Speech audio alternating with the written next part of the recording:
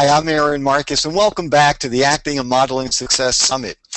We have Kevin Urban, who is the co-founder of the Savvy Actor, and we're going to be talking a little bit more about that later. He's also a professional actor, singer. He's been performing since the age of 5, and he's worked in theater, film, and commercials. So, Kevin, welcome to the summit. Yeah, thanks for having me, Aaron. This is Sure. I'm looking forward. Great. Now, and we were talking a little bit about this earlier. I truly believe that what you are going to be discussing here might be the most important pieces of information that people are going to learn over the next 2 days. Yeah. Because basically, what I believe is that if people really can't figure out who they are, what their type is, no matter how talented they are, they're probably not going to be auditioning for the right kinds of projects, which means they're probably not going to get work. And I know that's something that you specialize in. So would you tell us a little bit more about, figuring out your type? Sure. Well, I mean, first and foremost, as actors, we are independent. We're owners of our own small business. And when you're in business, you have a product to sell. And most businesses in the real world, right, apart from actors, like pretty much they know what their product is. As actors, what's interesting is we have this product that we think, we feel, and so ultimately with us as being actors, we don't have an opportunity to really experience our product externally, right? If I were to pull out my iPhone or what have you, like I can tell you all the features, all the benefits. I can tell you its strengths and I can tell you its weaknesses. And because we're actors and we want to do all sorts of things and we're trained to do all sorts of things, we always, we don't always want to pigeonhole ourselves. But that's one of the things that we have to do when we start to name our product, when we start to name what it is that we do. And it's also the hardest piece because it really comes down to allowing yourself to really let go of some things that you may like to do, but that there are other people who might be better at you, and you really focus in on your strengths. That's really what we're looking for. Now, is that a decision that you make, or is that a decision you allow your manager or your agent? Is it a group discussion, or how do you go about figuring that out for yourself? So I think the first thing is a lot of times what we do as actors is we give our power away. We give it to the agents, we give it to our teachers, we give it to our managers, we give it to everybody else, the casting director, the director. But ultimately, we're the ones who are driving our business, and we have to understand what it is that we bring to the table, and we have to understand what do we want. Because if we're not happy doing what other people are telling us what we should be doing, then there's something wrong, right? Because ultimately, we're in business following our passions, doing something that we love, and we have to be able to identify that. And it's up to us to really drive the bus. We want to find agents and managers and our coaches, people that understand what we bring to the table and understand our vision.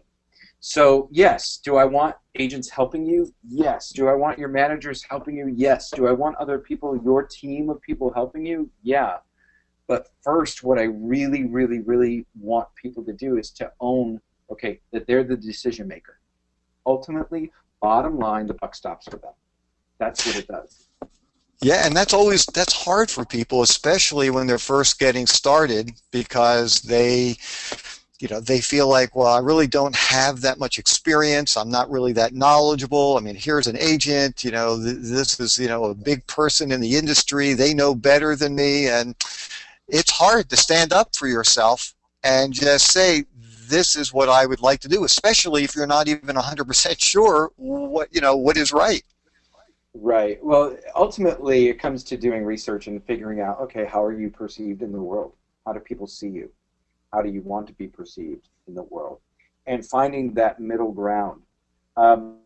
Some people are lucky and they fall into what they do really well, and people see that and they book right away, whether it's when they're 18 or early on or after they graduate college or what have you. And then others, it takes time to figure out to really start to understand what they are, who they are, and develop that.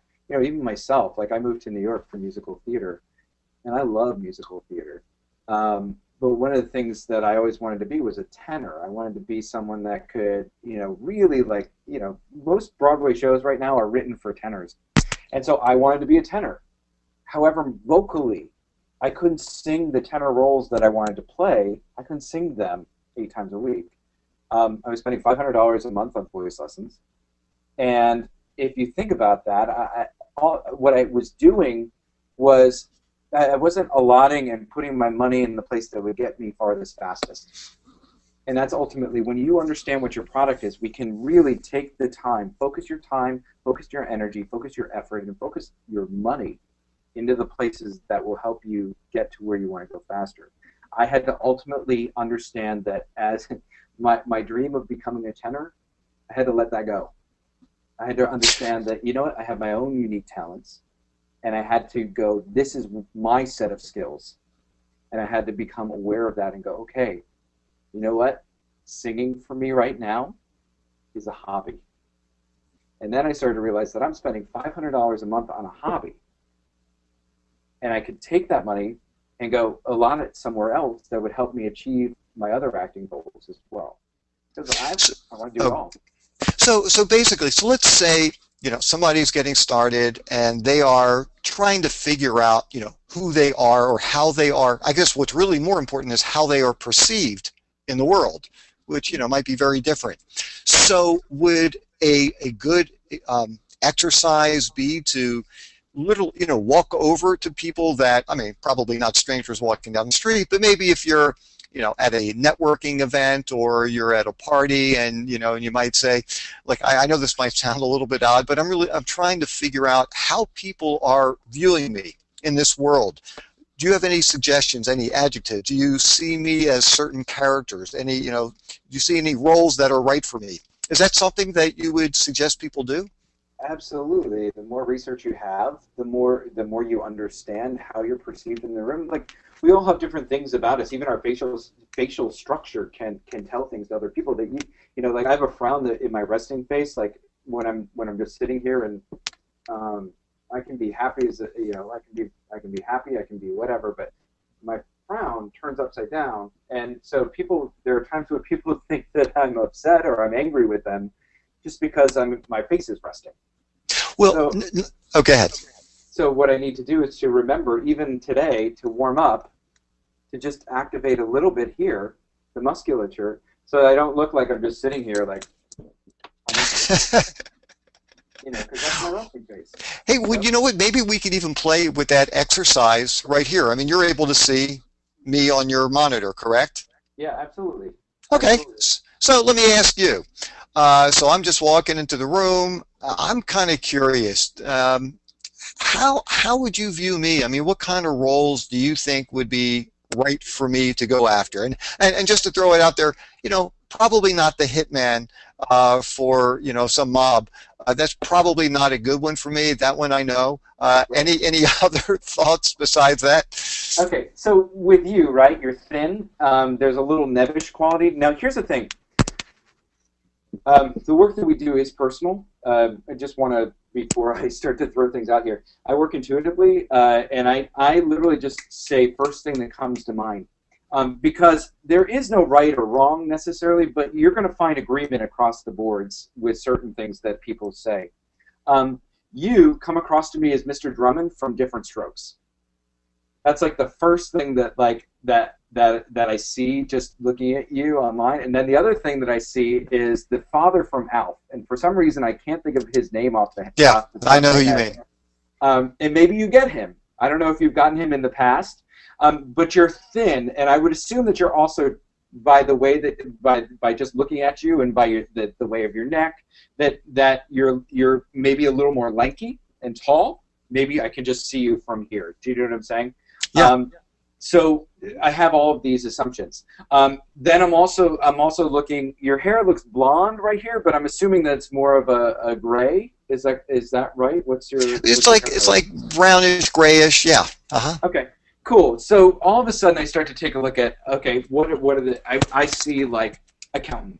I see like nebbish comes to mind, although it doesn't mean that I think you're nebbish. But there's something about that there's this quality. I I would think that you're a little conservative, although when I look in the back of your, in what's behind you. Well, see, that's not fair because you really shouldn't be. But the reason why I mention that, it's interesting because even like when I'm doing workshops and I'm asking people to describe other people in the room, and it's in some ways kind of a similar exercise. I always tell them disregard the wardrobe, because that can really throw you off. In the same way, certainly there are things in this room that would give you very clear indications as to how I might, kind of live my life. But when I go into a casting director's office, those things aren't brought in.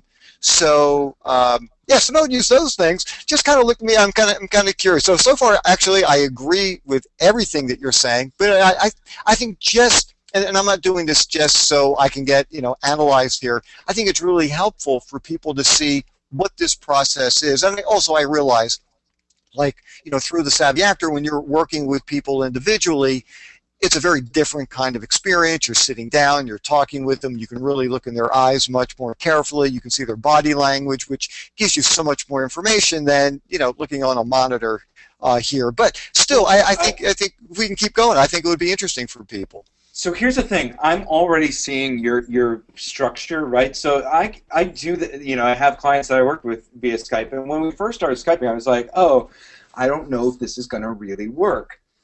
Because I do like to see how the person enters the room. I do like to see these pieces. But if you're booking film and TV, this is the only way we're going to see you. So, but however, even right now, you can tell, now my shoulders are back, then my shoulders are hunched. Yours are up a little bit, so there's a little, it looks like there's a little tension here, but it could be the way that your arm is resting on the chair. Oh, just a deformity. You know what I'm saying? It's like the Hunchback of Notre Dame. I can't help it. No, but it's again, it's like your shoulders are square. So then we start to go, okay, well, square. I start to think of what other things are square about you, which goes back to the accountant, which goes back to, do you know what I'm saying? So there are all these pieces, and then all of a sudden I start to take a look and I start to go, okay, here's the other piece. I start to think Felix Unger a little bit. I start to think, now all of a sudden, how can I forget this famous actor's name? Alan Alda? No, but I do see Alan Alda. Oh, yeah, Tower Heist. So you get Alan Alda quite a bit, don't you? The younger version of Alan Alda. Yeah. But there's more warmth to you, actually, I think. There's a great I agree. to you. And so there's something to that. I'm trying to think of other characters that. Well, and besides that, I mean, so do you start thinking of, okay, so what kind of roles do would you see somebody begin to audition for? Absolutely. Is that a direction that you would go in also? Well, absolutely. Well, first I have to get you in agreement with this. Okay, that's the first piece of the puzzle, because some people perceive themselves differently than they are in the world. Okay, one of my clients, it's very funny because she took our weekend, she got all this great information, and she was disappointed because nobody said that she was funny. Nobody. She's like, but Kevin, I'm funny. I was like, okay, I haven't seen it. I haven't seen your comedy. Because how she is in the room in front of people is not how she is when she's super comfortable. And all of her friends that she had talked about, they were all like, you're so funny, you're all full of life, you're this, you're that. And when she got in the room, when the pressure was on, when whatever happened, she lost that. So our work was to find the compromise. Because she's like, Kevin, I'm funny. I'm like, yeah, but you don't sell funny. You just don't sell it. So over a course of several weeks, what I do, I mean, this process takes 3 to 6 months to implement. I was just teaching, teaching a class at New York Film Academy, and I've been working with these students for the last 6 weeks. And this information, one of my students today, tears, just tears, because she's understanding and awakening to who she is. But there's still in the back of her head going all the limitations that are there that have been put upon her by everybody else.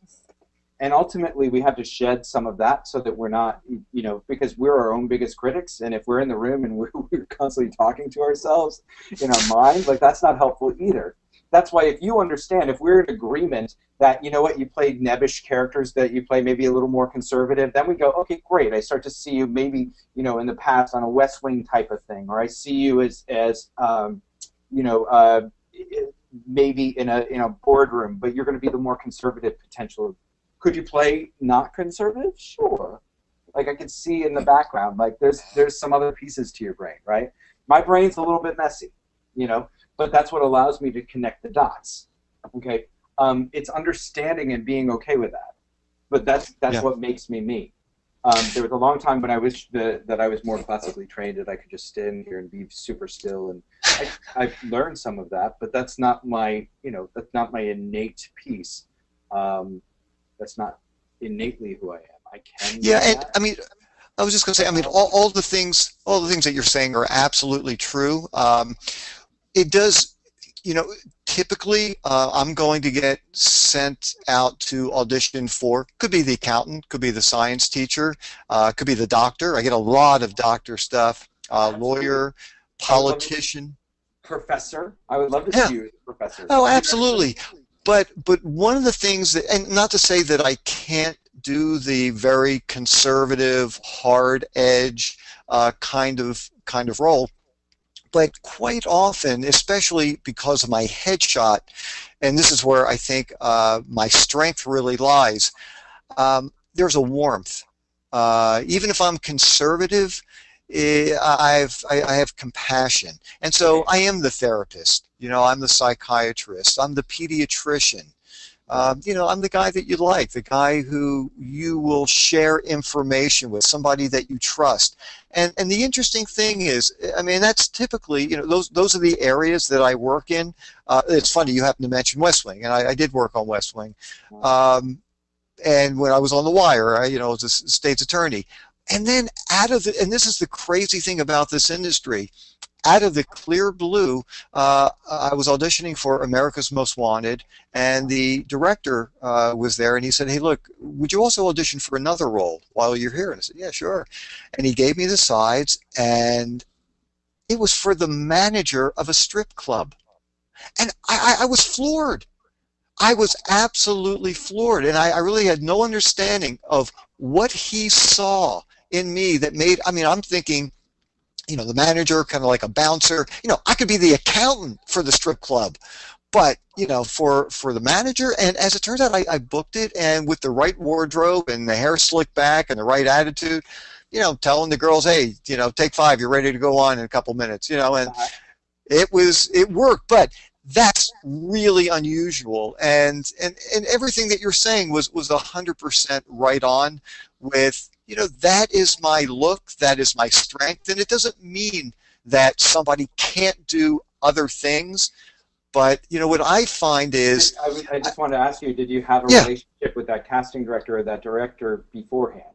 no, Prior? You didn't. no, Interesting. I didn't. And that's what, Interesting. well, the casting director, yes, not the Okay. director. Okay. But I was really floored by that, and I guess that's, you know, I guess the whole thing is, I know that as an actor, you know, we mostly talk about we don't want to be pigeonholed into things, but the fact of the matter is our physical body, our, I know there's a certain essence that we bring into a casting room. Um, and not to say that you can't do other things, but to try to play against your physical type, I'm not saying it's impossible, but if you're not a star and people aren't going to, you know, see the movie anyway, um, you know, it's very difficult to play against type. And personally, I'm fine if people want to pigeonhole me, because that means I'm working. And like you were saying, you know, you have to know what your strength is. And to me, I mean, I think that's, you know, so much a part of having success is, number one, knowing who you are and what you do well and how people perceive you. Yeah. A couple things. Now, you heard conservative, which was very interesting, and you heard that you weren't empathetic. When I said the word conservative, you assumed that I didn't think empathetic. Now, this is our own language, right? Conservative does not mean not empathetic. In our society today, like, this is where the misconception comes in. this is where the ownership, you might not understand why somebody might cast you somewhere. You might not understand what somebody gives you in terms of an adjective. But our own personal interpretation of that also helps to shape that as well, which is why we want to see what the commonality is when people give us adjectives. Because one of the first things that I said to you was that there's warmth there. So, when we start to go, okay, well, what is this thing? Now, here's the other interesting thing. With your hair slicked back, now you're also thin, right? Yeah. Okay. So with your hair slicked back, and I don't want to make a general assumption, but sometimes we have to make assumptions. With you, because you're thin, and I'm thinking, are you lanky or wiry, or No, am I off on that? no, I'm thin, like 6 feet tall, and like 160 pounds, and with a black leather jacket, I looked right for the part.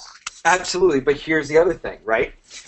You've also got, because you're thin, right? A lot of metabolism and coke, right, in strip clubs, can also give this other thing that goes on that you start to think of how the body reacts, which that's an interesting thing. Not a very healthy lifestyle. It's, you know what I'm saying, and not saying that you're not healthy, but again, there are all these pieces where people could see that. Now, the casting director that you knew in this piece could also have said, you know what, I've seen Aaron, and I've seen him do some things, and you might want to check him out as a strip club owner. You may not see it right away, but he's good, and let's try him at this. I think you might be surprised. One of our PACE universities, we also teach. We have a 14-week curriculum that is taught at PACE University, and one of our very first students was Jerry Brown, and Jerry Brown was I think she was 20 at the time or something like that, and Jerry Brown looks at me. We're teaching, and all of a sudden she goes, "I get it. You have to embrace your brand to break your brand." So people need to get to know that you're consistent doing one thing, and once they know that you're consistent, then they'll start to change. They might see something that's funny, or they might see this other aspect of you, and they're going, you know what, let me save that in the back of my head because I know it'll be useful at some point. And then they'll start to take a chance on you in other roles to bring you in, because then they're starting to get to be creative. The casting directors want to be creative too. They want to bring you in, but first you have to gain your trust. That's a great point. Hey, Kevin, I want to wind this up only because there are actually, taking a look here, there are a bunch of questions that have come in. I want to make sure we have some time for some questions. Awesome. So let me take a peek here, and we have a question from Lisa in West Virginia. How can I show my type in a headshot? Okay. So that's a loaded question.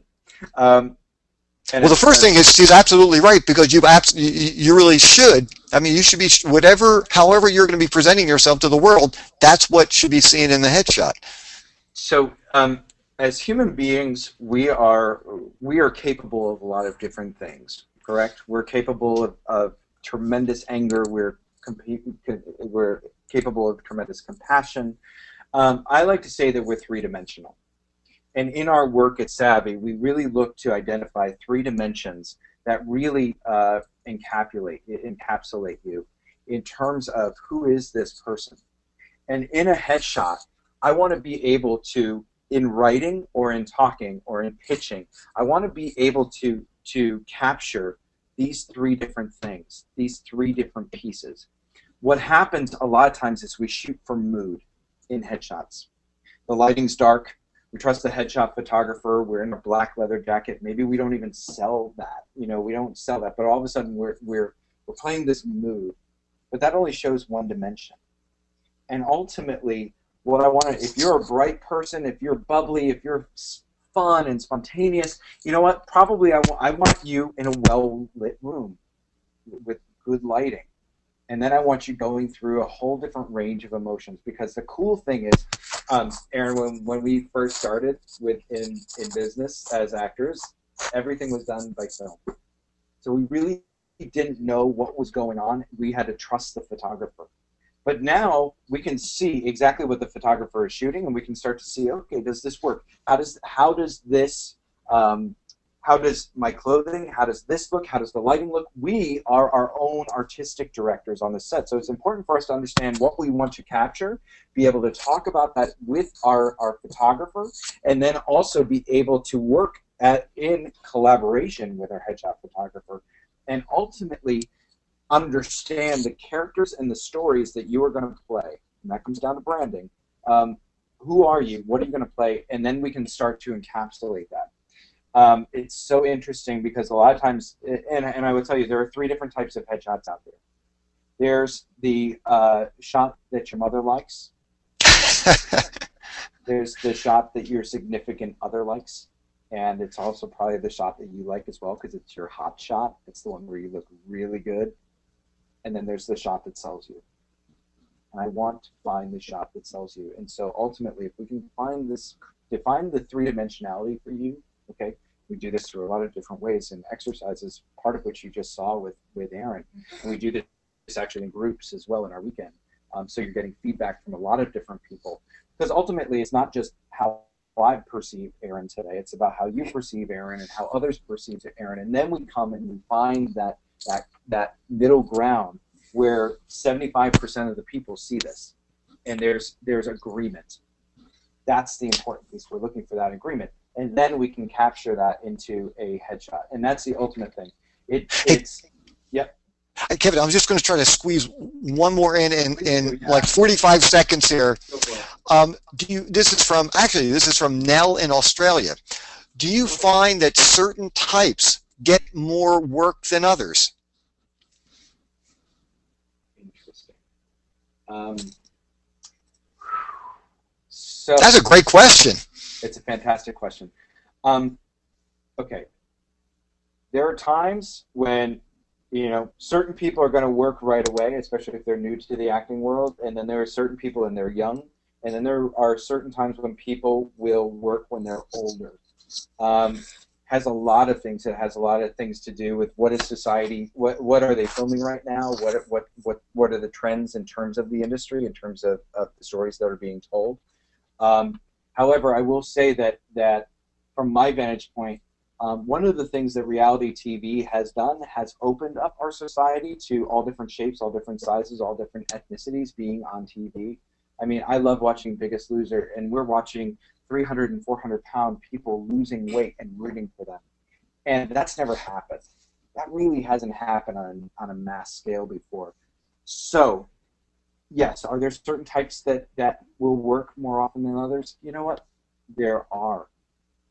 However, there's also going to be more of those types as well. So it's important for you to identify your niche. And when you identify your niche, what you're going to be able to do is get yourself in position to be hired by the people who are telling the stories that you tell. And that's fantastic. Really what it comes down to. Hey, Kevin, first of all, I just want to thank you so much. For people who want to learn more about The Savvy Actor and you, how would they reach you? Great. You can go to our website. It's www.thesavvyactor.com. It's SAVV, 2 V's, Y, actor.com. You can also email jk@thesavvyactor.com. We do a Crash Course MBA weekend that's 17 and a half hours of business immersion where we do branding, we do marketing, we do sales. We go into all of this stuff and show you how to incorporate all of this into a business plan. Fantastic. Once you define your product, boom, you're done. So yeah, and we also do one-on-one coaching, as you can see, Great. and I work just like we did tonight. So thank you. Hey, well, thank you so much. For anybody who does have any additional questions, and I'm sorry we couldn't get to more, I'm going to be sticking around at the very end of the day, and I will get through as many questions as I possibly can. So thank you so much again, and I look forward to talking with you soon. Thanks, Aaron.